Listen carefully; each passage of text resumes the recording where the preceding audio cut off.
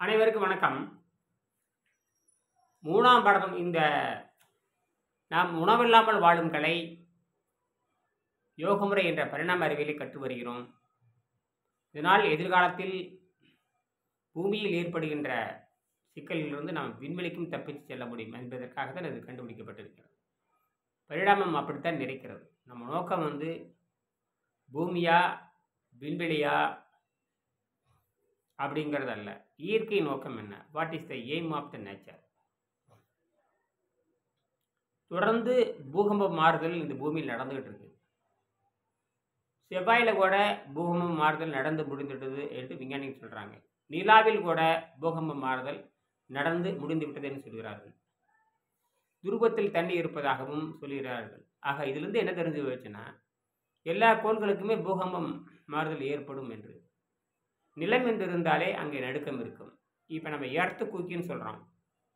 அதில் மார்ஸுக்கு போனால் மார்ஸ் குயிக்குன்னு வரலாம், மூணுக்கு போனால் மூன் குயிக்குன்னு வரலாம். அதிர்தல் அவ்வளவுதான். எல்லா பிரபஞ்சங்களுமே எல்லா அண்டங்களுமே அழிவுக்குட்பட்டதான். ஒவ்வொரு அண்டங்கள் மோதி வெடிச்சு சேதனம் அல்லது சுருங்கும். பிரபஞ்சமே சுருங்கி விரியக்கூடிய தன்மை உடையது. எத்தனை லட்சம் ஆண்டுகளுக்குன்னு தெரியாது, எப்போ வேணாலும் நடக்கலாம். எப்பொழுது பூமி விரியும், பூமி விரிந்து கொண்ட விண்வெளி விரிந்து கொண்டிருக்கிறது, அதான் பிக் பேங். அந்த ஒளி நாம் இன்னும் நம்ம கண்ணுக்கு சேரல. சேருவதற்கு இன்னும் 70 கோடி ஆண்டு ஆகுங்கிறாங்க. நம்ம அது வரைக்கும் உயிரோடு இருப்போமா என்பது கேள்வி. எப்போ வேணால் நடக்கலாம். ஆக இந்த நாம் இருக்க வேண்டியது இந்த சூரிய பிரபஞ்சம் தான். நமக்கு இருக்கிறத ஒன்று சூரிய பிரபஞ்சம். இதில் வெளியே போக முடியாது. ஆக நாம் இருப்பதே ஒரு பிளாக் ஹோல் அடப்பட்ட மாதிரி தான். இந்த சூரிய பிரபஞ்சத்தை தாண்டி போகணும் அவசியம். நமக்கு பல லட்சம் கோடி கோள்கள் இருக்கின்றன. இதுவே இன்னும் பல லட்சம் கோடி ஆண்டுகளுக்கு நாம் விண்வெளி எங்கும் பரவினாலும் நமக்கு இடங்கள் கிடைக்கும். எதிர்காலத்தில் எத்தனையோ தொழில்நுட்பங்கள் கண்டுபிடிக்கப்படலாம். இப்போ மனிதன் நிலாவிலும் சென்று விவசாயம் செய்ய முடியும். ஒரு 15 வயதுக்கு மேலே இருக்கிறவங்களுக்கெல்லாம் இயற்கையிலிருந்து சக்தி எடுக்கவும், 5 வயதுக்கு கீழே இருக்கிற குழந்தைகளுக்கு அன்னப்பாதையை இந்த விலங்கு நிலையில் இருக்கும் பொழுது குழந்தை பெறுகின்ற தன்மை அந்த குழந்தைகளுக்கு கிடையாது. 15 வயசு கீழே இருக்கிறவங்களுக்கு அது கிடையாது. முதிர்ச்சி அடையணும். அந்த முதிர்ச்சி அடைதல் இனப்பெருக்க நிலைக்கு வளருதல் அப்படிங்கிறத அந்த 14 வயசு 5 வயசுக்கு மேலே. இது எல்லாத்துக்கும் தெரிஞ்சது தான். அப்போ இயற்கையும் அப்படித்தான். அவன் தனித்து இயங்குகின்ற தன்மை வரும் வரைக்கும் அவனுக்கு அந்த அன்னப்பாதை தூய்மை, அவன் விலங்கு நிலையில் இருக்கிற அன்னப்பாதை தூய்மை செய்வதற்கு இது கொடுத்தாக வேண்டும். அதனால் நம்ம இந்த கலையை கற்றுக்கிட்டு இருக்கிறோம். இதனால் ஏற்படுகின்ற நன்மைகள் ஏராளம். சுருக்கமாக சொன்னால், இது காலை முதல் மாலை வரை நீரை மருந்தாகிறோம். சைவத்தில் இருந்திருக்க வேண்டும். இப்போ நான் கூட நினச்ச புலன்களை அனுபவிக்கலாம். இப்போ இந்த 2 நாளாக என்ன பண்ணுறேன்னா, கொஞ்சம் எலுமிச்சை சாரில் பயிற்சி பண்ணிட்டு இருக்கிறேன். இந்த குடலில் இருக்கிற அழுக்கெல்லாம் வெளியே போகணும் அப்படிங்கிறதுக்காக. அது தண்ணீரில் பயிற்சி பண்ணலாம், எலுமிச்சை சாரிலையும் பயிற்சி பண்ணலாம். அப்படி பண்ணுங்கள் குடலில் இருக்கிற எல்லா திடக்கழிவுகளும் வெளியே போயிடும். அப்போ உடம்பு சுத்தமாக இருக்கும். அப்போ இந்த ஒவ்வொரு வினாடி நமக்கு சக்தி எங்கிருந்து வருது? எலுமிச்சை சாரில் எந்த சக்தியும் கிடையாது. தண்ணீர் உராய்வை குறைக்கிற பொருள் தான். எலுமிச்சை சாறு என்பது 98 விழுக்க தண்ணீரால் நிரப்பப்பட்டு சிறிது சர்க்கரையும் எலுமிச்சை பழமும் கலந்துருது. பாஸ்பரஸ், பொட்டாசியம், சோடியம்னு நச்சு உப்புகள் கலந்திருக்கின்றன. சுவையாக இருக்கிறது, அவ்வளவுதான். மற்றபடிக்கு அந்த தண்ணீர் நமக்கு அந்த எலுமிச்சை நீர் ரத்தத்தில் விஷத்தை செலுத்தி விட்டு அற்று போய் விடுகிறது. நாம் நினைக்கிறோம் நாம் எலுமிச்சை சாறு அப்படிங்கிறோம். எலுமிச்சை சாரும் உடலுக்கு கெடுதல் தான் என்று புரிந்து கொள்ள வேண்டும். இதே தான் எல்லா வகையான உறுப்புகளும். மனம் தான் அது புரிகிறதில்லை. இப்போ பசித்தாகவும் அமைதியாக இருக்கிற காரணம் எனக்கு இதுவே எனக்கு போதுமான. ஆக நீண்ட கால பயிற்சி செய்கின்ற பொழுது பசி அமைதியாகி விடுகிறது. இந்த துன்பத்தையும் தருவதில்லை. இப்படி குறைந்த உணவில் இருக்கின்ற பொழுது உள்ளுறுப்பில் எதுவும் கெடுவதில்லை. முழுமையாக ஓய்வு கொடுத்தாலும் உள்ளுறுப்பில் எதுவும் கெடாது என்பதுதான் பரிணாமத்தின் நோக்கம். இதை கண்டுபிடித்து தந்தவங்கள்லாம் இந்த வெங்கடேசன்கிற விஞ்ஞானியும் இந்த ஜெர்மன் விஞ்ஞானியும் தான் கண்டுபிடித்து கொடுத்தார்கள். இவங்க 2 பேருடைய கொள்கையும் தான் உலகத்தை ஆள இருக்கிறது. எதிர்காலத்தில் விண்வெளி பயணத்திற்கு இவங்க 2 பேருடைய கொள்கை, வெங்கடேசனுடைய கொள்கை, அர்னால்டு கிரடுடைய கொள்கை, அப்புறம் திருவள்ளுவருடைய கொள்கை. இந்த கொள்கையெல்லாம் தான் நமக்கு சரியாக இருக்குது. இப்போ நாம் இந்த 3ஆம் பாடத்தை படிச்சுக்கிட்டு இருக்கோம். அதை நான் சொல்கிறேன், சரியா? அதாவது ஏற்கனவே பழைய தொடர்ச்சி தான். நான் இன்னும் எந்தவித சோர்வுமின்றி இருக்கிறேன். சத்தியமாக சுத்தமான மனிதர்கள் எனக்கு தேவையான சக்தியை காற்றிலிருந்தும் அது தொடர்ச்சி தான். அதனால் இதை தொடர்ச்சின்னு புரிஞ்சுக்குங்க. உணவில்லாமல் வாழும் கலையினுடைய 3ஆம் பாடத்தினுடைய தொடர்ச்சி. அது வந்து தான் எப்படி பயிற்சி பண்ணிக்கிறதுல இருக்குது. நீங்கள் பழைய இதில் பார்த்தா தெரியும். 3ஆம் பாடத்தினுடைய தொடர்ச்சி. சுத்தமான மனித உடல் தனக்கு தேவையான சக்தியை காற்றிலிருந்தும் கோள்களிலிருந்தும் பூமி மையத்திலிருந்தும் எடுத்துக்கொள்கிறது. காற்றில் உள்ள நைட்ரஜனிலிருந்தும் சூரிய ஒளியிலிருந்தும் தேவையான சக்தியை பெற்றுக்கொள்கிறது. நான் இன்னும் எந்தவித சோர்வுமின்றி நித்திய கடமைகளை நிறைவேற்றி வருகிறேன். தொடர்ந்து நீரும் என் உடலுக்கு அதிகம் தேவைப்படுவதில்லை. நீர் குடிக்கும் அளவும் குறைந்து வருகிறது. இதே தொடர்ந்து வந்தால் நீரும் தேவைப்படாது. காற்று ஒன்றே போதும் என்ற நிலைக்கு மாறிவிடுகிறது. காற்று ஒன்றே போதும் என்று நிலைக்கு மாறிவிடுகிறது. இந்த காற்றை மட்டுமே சுவாசித்து உணவாக கொண்டுதான் சித்தர்கள் பாறை குகைகளில் பல 100 ஆண்டுகளில் வாழ்ந்தனர். அவர்கள் விரும்பும்போது தன் உயிரை உடலிலிருந்து பிரித்துக் கொள்வார்கள் என்று அந்த சித்தர் நூல்கள் சொல்லுகின்றன. If they want their soul will expels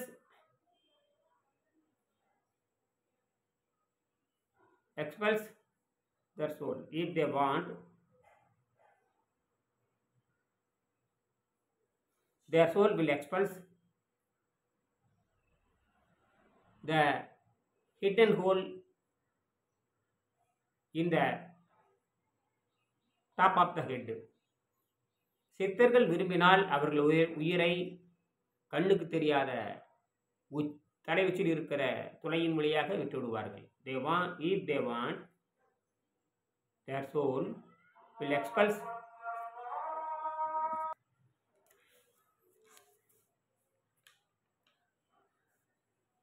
இது அருமையான அறிவியல் வாழ்வாகும். இந்த அறிவியலை நாம் விரும்பினால் ஒரு பொருளை நுகரலாம். விரும்பினால் ஒரு பொருளை நுகர்வதை நிறுத்திவிடலாம். இப்பேற்பட்ட ஒரு கலையை நல்ல வாய்ப்பை நாம் ஏன் இழக்க வேண்டும்? இல்லை பத்தியம் எங்கே இருக்கிறது, பட்டினி எங்கே இருக்கிறது, பட்டினி எப்பொழுது தொடங்குகிறது, எப்பொழுது முடிகிறது என்றது real starvation. The limit where real starvation sets is yet unknown. Real starvation limit where the real starvation sets in is yet unknown என்று சொல்வாங்க. உண்மையாக இந்த பட்டினி எப்பொழுது தொடங்குகிறது என்பது யாருக்குமே தெரியாது. சரியா? இந்த அறிவியலை நாம் நாட்டில் அனைவரும் உணர வேண்டும். எல்லோரும் நீர் உணர்வுக்கு வர வேண்டும். இப்பொழுது உடலை சுத்தகரித்தலை பற்றி இந்த 3ஆம் பாடத்தில் இருக்கிறத நாம் சொல்லுவோம். உடலை சுத்தகரித்தல் என்றால் என்ன? நமது உடலில் பல விஷப்பொருள்கள் தங்கியுள்ளன. அவற்றை முதலில் வெளியேற்ற வேண்டும். அதைத்தான் உடலை சுத்தம் செய்கின்றோம். உடலோடு நாம் அந்த உணவை சாப்பிடுகின்ற பொழுது விஷமும் உள்ளே போகிறது. ஃபுட் இஸ் பாய்சன் தான் புரியுது. முதலில் காலை பல் துலக்கியது முதல் எந்தவித உணவும் எடுத்துக்கொள்ளக்கூடாது. You forget the tiffin and tea. காலை பல் துலக்கிய முதல் after brushing starting after brushing அந்த எதுவும் அருந்தக்கூடாது. முடிந்த அளவு தண்ணீர் குடிக்க வேண்டும். பசி எடுக்கும் போதெல்லாம் தண்ணீர் குடிக்கலாம். பசி வருது இல்லை, அப்போ லேசாக தண்ணி குடிக்கலாம். இதனால் விஷத்தன்மைகள் சிறுநீர் மூலம் வெளியேறும், மலக்குடல் மூலம் வெளியேறும். எவ்வளவு மணி நேரம் நீர் அருந்தி இருக்கிறீர்களோ அந்த அளவுக்கு இருக்க வேண்டும். இருந்தாலும் பசி எடுக்கும் பொழுது சாதாரண உணவு உட்கொள்ளலாம். முடிந்த அளவு மாலையில் மட்டும் முட்டைக்கோஸ் சப்பாத்தி சாப்பிடலாம். இதுவே தொடர்ந்தால் பின் உணவு மீது நாட்டம் வராது. அவ்வப்போது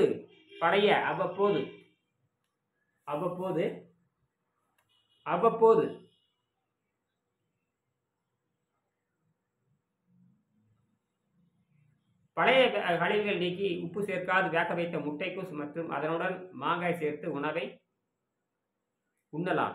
இதனால் பழைய கழிவுகள் மலக்குடலிருந்து வெளியேறும். பழைய கழிவுகள் அதை ஏறணும். இந்த சுத்தப்படுத்தாத உடல் பார்த்தீங்கன்னா எப்பயுமே ஒரு 5 கிலோ மலமாவது உள்ளே இருந்துக்கிட்டே இருக்கும். அந்த போலி எடை, ரொம்ப நாத்தம் பிடிச்ச எடை, அழுகி போய் கிடக்கும். ஆக சொந்த எடையில் வாழாமல் அழுகி போன எடையில வாழ்ந்துட்டு இருப்பாங்க. சொந்த எடையில் வாழ வேண்டும். everybody should be lived in his own flesh. Do not live in others flesh. சொந்த எடையில் அவர்கள் வாழ வேண்டும்.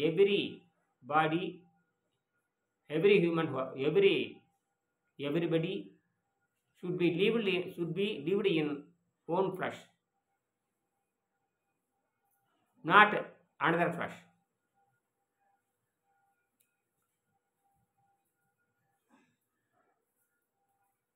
இந்த காலகட்டத்தில் குறிப்பிட்ட எடை, குறிப்பிட்ட அளவு அவரவர் உடலை பொறுத்து குறையும். பின்னர் ஒரு கட்டத்தில் உடல் எடை குறைவு நின்றுவிடும். ஏனென்றால் தாங்கள் சரியான எடையில் உள்ளே எந்த நச்சு பொருளும் இன்றி தூய்மையான உடலை பெற்றுவிட்டீர்கள் என்று பொருள். இதுதான் தூய்மையான பேர். பின்னர் தொடர்ச்சியாக நீர் உண்டால் உடல் எடை குறையாது. பின்னாடி தொடர்ச்சியாக உண்டால் நீர் எடை குறையாது. அப்போ உடம்பு குறையாது அப்படிங்கும் பொழுது உணவே தேவையில்லைன்னு அர்த்தம். தொடர்ந்து பயிற்சியில் ஈடுபடுகின்ற பொழுது உடல் எடை குறையாது. அந்த கெட்டுப்போன சதை மட்டும்தான் குறைந்து போகும். மற்ற எந்த உடலுடையும் குறையாது என்பதுதான் விஞ்ஞானம். இது 3ஆம் படத்தில் தெளிவாக இருக்கு. இது எவ்வளோ பெரிய கண்டுபிடிப்பு இல்லையா? பரிணாம கண்டுபிடிப்பு. This is evolution science. This invention is very big invention than other invention. மற்ற எல்லா கண்டுபிடிப்பை விட ஆரோக்கிய கண்டுபிடிப்பு தான் மிக மிக பெரும்பானது. ஆரோக்கியம் இல்லை என்று சொன்னால் there is no health, there is no wealth. There is no health, there is no wealth. There is no health, there is no wealth. Nothing in front of the health. ஆரோக்கியத்துக்கு முன்னால் எதுவுமே இல்லை. ஆரோக்கியத்துக்கு முன்னால் nothing. There is no nothing in front of the health. There is no nothing in front of the health. ஆரோக்கியத்துக்கு முன்னால் எதுவுமே இல்லை. பின்னர் தொடர்ச்சியாக நீர் உண்டால் உடல் எடை குறையாது. ஒரே மாதிரி இருக்கும். உடலில் உள்ள நோய்கள் அனைத்தும் நீங்கிவிடும். உப்பு சேர்க்கப்படாதால் கண்கள் தெளிவடைகின்றன. பல் பளிச்சுன்னு மாறுது. பல் இயற்கையான வளம் பெறும். வியர்வை ஏற்படாது. உடலில் துர்நாற்றம் ஏற்படாது. உடல் நாற்றம்ங்கிறது வரவே வராது. குளிக்க வேண்டும், பல் துலக்க வேண்டும் என்ற நிலை கூட வராது. உள்ளே கழிவுகள் இல்லை என்பதால் கழிவுகள் வருவது குறைந்துவிடும். உள்ளே கழிவுகள் இல்லாதனால கழிவு, இப்போ நான் கூட 3 நாளாக எலுமிச்சை சாப்பிட்டு தான் இருக்கேன். உள்ள கழிவுகள் இல்லை. பழைய புளிகள் எங்கேயாவது கொஞ்சம் கொஞ்சம் சேர்ந்து அப்படி கொஞ்சம் கொஞ்சம் சின்ன சின்ன உருண்டையாக வந்துக்கிட்டு இருக்கு. பழைய புழுக்கு மட்டும். அது ஒன்றும் பிரச்சனை இல்லை. அது இனிமையாக கொடுக்குறப்ப அந்த டக்குன்னு வந்துடுது. குறைந்த உணவு தான் மலச்சிக்கல் வரும். Little food gives constipation. That you know. Little food gives constipation. That you know. நீங்கள் தெரிந்திருப்பீங்க, நீங்கள் அறிந்திருப்பீங்க. யாருக்கும் தெரியும். குறைந்த உணவு மலச்சிக்கல் உங்களுக்கு தெரியும். In the evening you eat lot of cooked vegetable for cleaning purpose and avoid the constipation. That's all. This is easy technique. This is evolution technique. This is real technology. Human body activated by the cosmic engine. Understand? குளிக்க வேண்டும், பல் துலக்க வேண்டும் எண்ணம் கூட வராது. என்ன நாற்றம் இல்லைன்னா உங்களுக்கு எண்ணம் வராது. ஒருவேளை உணவு உண்ண வேண்டும் என்று நேர்ந்தால் நீங்கள் சாதாரண உணவை அருந்தலாம். அது ஒன்றும் பெரிய விஷயமே கிடையாது. புலன் இன்பத்தை நீங்கள் அனுபவிக்கலாம். புலன் இன்பத்தை நீங்கள் கட்டுப்படுத்தலாம். இதுதான் பரிணாம இயற்பியல். உங்களை ஒரு பொருளை அனுபவிக்கக்கூடாது, நுகரக்கூடாது என்று உங்களை யாரும் கட்டளையிட முடியாது. எனக்கும் அதுதான். எனக்கு தேவை ஆரோக்கியம். நான் விரும்பும் பொழுது ஒரு பொருளை நுகர்வேன். விரும்பும் பொழுது ஒரு பொருளை விட்டு விடுவேன். அப்படின்னா எனக்கு தேவையானது ஆரோக்கியம்தான். ஆரோக்கியம் எனக்கு நான் விரும்புகின்றவரை என்னோடு இருந்து கொண்டே இருக்கும். 120 ஆண்டுகள் வாழுகிறேன் என்று சொன்னால், ஒரு வினாடியில் கூட எனக்கு ஆரோக்கியம் குறையக்கூடாது. அதற்கான சக்தி வந்து கொண்டே இருக்க வேண்டும். ஒவ்வொரு nano second I need every nano second 300 watts. I needs every nano second 300 watts.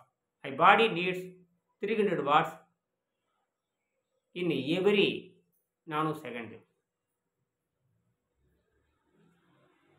That the microwave can provide this supply to the engine. அது மின்காந்த அலைகள் மட்டும்தான், அது மட்டும் நம்ம கொடுக்க முடியும். மைக்ரோவேவ்ங்கிறது இந்த பிக் பேங் விரிந்த பொழுது அதில் ஏற்பட்ட எச்சங்கள் என்று விஞ்ஞானிகள் கண்டுபிடித்திருக்கிறார்கள். அந்த மைக்ரோவேவ் தான் எல்லாத்துக்கும் சக்தியை கொடுக்குது. ஆக இது முடிவதே கிடையாது, இதில் முடிவே இல்லை.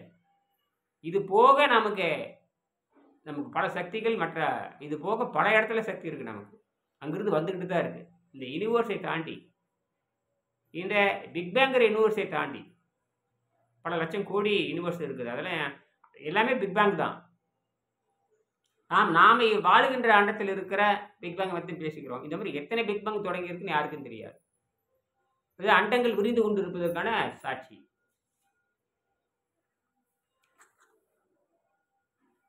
ஒருவேளை உணவை உண்ண வேண்டும் என்று சொன்னால் நீங்கள் பரவாயில்லை, சாப்பிடுங்கள். ஆனால் மீண்டும் முட்டைக்கும் சாப்பிட்டு உடலை சுத்தப்படுத்திக் கொள்ளுங்கள்.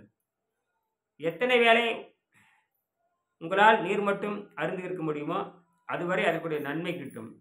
முடியவில்லை என்பதில்லை என்கிறார் அனுபவமிக்க நீர் உணவாளர் என்ஜினியர் வெங்கடேசன்.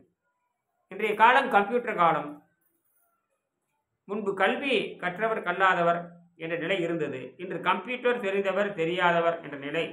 இனி விண்வெளி வாழ்க்கைக்கு தகுதியுள்ளவர் தகுதியற்றவர் என்ற நிலை வரக்கூடும். எனவே நீர் உணவையும் காற்று உணவையும் பயில்வது அவசியம் என்று விவரித்த இந்த என்ஜினியர் தற்போது கோவை அருகில் உள்ள நரசிபுரத்தில் வாழ்ந்து வருகிறார். நன்றி, வணக்கம். உதவி ஆசிரியர் எஸ் கென்னடி. இது ஒரு ஆசிரியர் பேட்டி கண்டது. இது 3ஆம் பதிவினுடைய தொடர்ச்சி. அடுத்த பதிவில் நான் போடுறேன். நன்றி.